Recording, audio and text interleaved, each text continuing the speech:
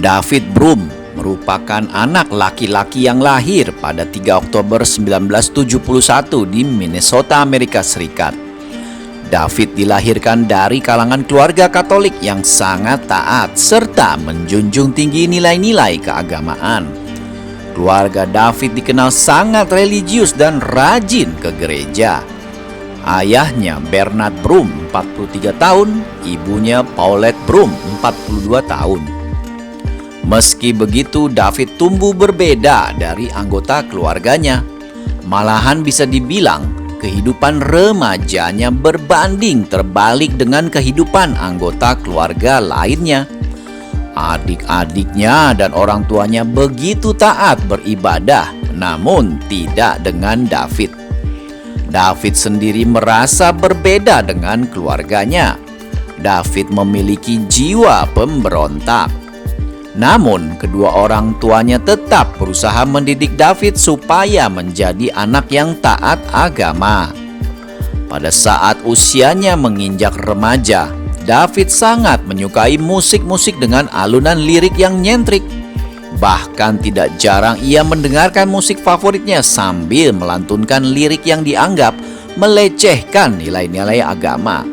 Hal ini jelas bertolak belakang dengan latar belakang keluarganya.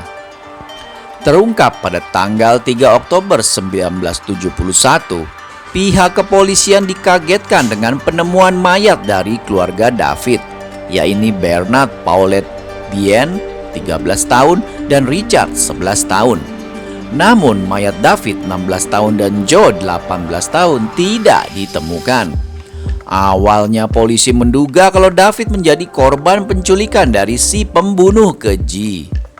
Polisi pun langsung melakukan investigasi dengan mendatangi sekolah David. Di sekolah David ternyata beredar rumor bahwa Davidlah yang membunuh seluruh anggota keluarganya. Hal itu dikatakan oleh salah seorang staf yang dimintai keterangan oleh pihak kepolisian. Dugaan kalau David adalah pelaku pembunuhan diperkuat oleh pernyataan seorang teman perempuan David.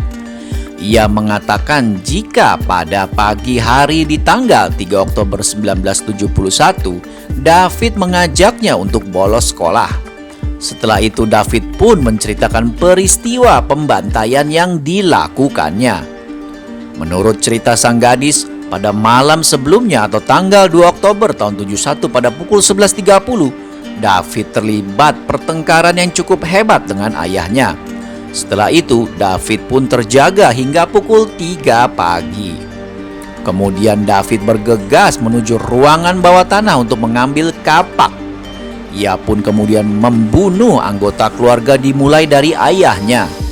Namun meski telah mendapatkan bacokan, ayah David masih tetap sadar hingga David pun memukulnya berkali-kali dengan kapak. Polisi sangat terkejut mendengar cerita tersebut dan sama sekali tidak menyangka. Beginilah kronologis kejadian pada saat itu.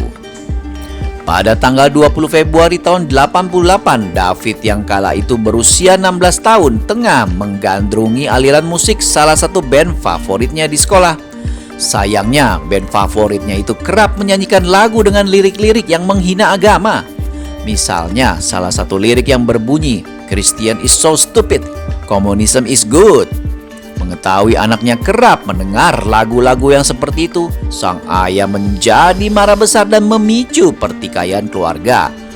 Ayahnya tidak setuju David mendengarkan lagu-lagu dengan lirik seperti itu dan meminta David untuk berhenti mendengarkan musik-musik tersebut karena dianggap dapat membawa dampak buruk baginya. David yang tidak tahan lagi dengan omelan ayahnya lantas mengambil sebuah kapak dan langsung menancapkannya ke punggung sang ayah. Sang ibu yang juga ikut terlibat dalam pertikaian tak lepas dari sasaran amarah David. Ibunya sangat terkejut mendapati anaknya itu melakukan kekejian seperti itu. Ibu David berusaha melerai anaknya itu. Namun naas yang terjadi kemudian sungguh di luar dugaan nalar manusia. Entah apa yang merasukinya, David langsung mengambil kapak yang sebelumnya digunakan untuk membunuh ayahnya.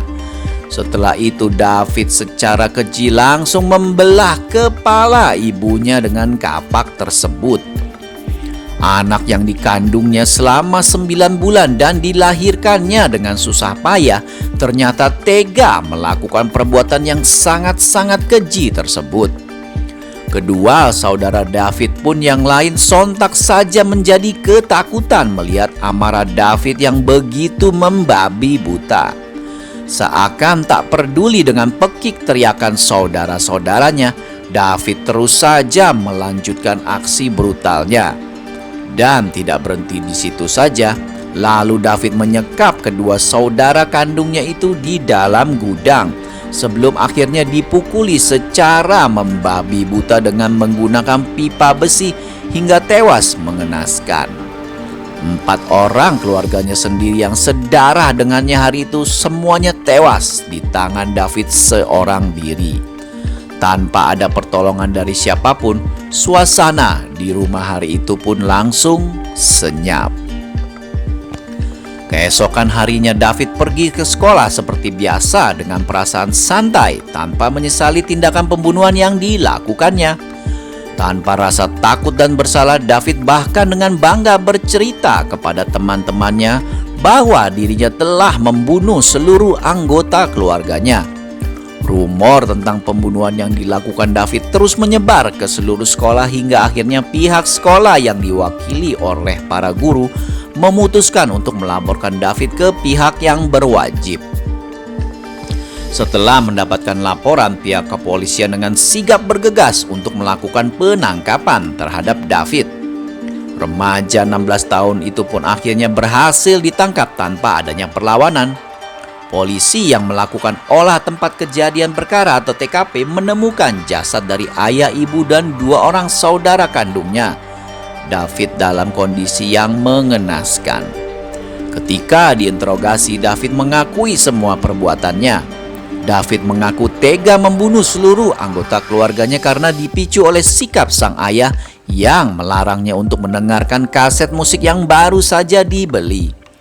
Setelah menjalani persidangan, hakim memutuskan hukuman penjara seumur hidup pada David, meski David masih berusia 16 tahun.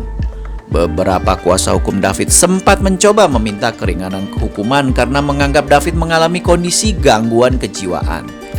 Akan tetapi permintaan tersebut ditolak dan David pun harus menjalani hukuman penjara seumur hidup di Minnesota Correctional Facility Stillwater. Itu dia kisah tentang seorang remaja bernama David Broom yang secara keji tega membunuh seluruh anggota keluarganya hanya karena masalah sepele. Benar-benar deh kejahatan itu tidak mengenal tempat dan pelaku. Mungkin hal yang bisa dipelajari dari kita semua dari kasus ini adalah selalu komunikasikan sesuatu secara baik-baik. Jangan sampai karena terlalu marah jadinya kalap dan lupa diri.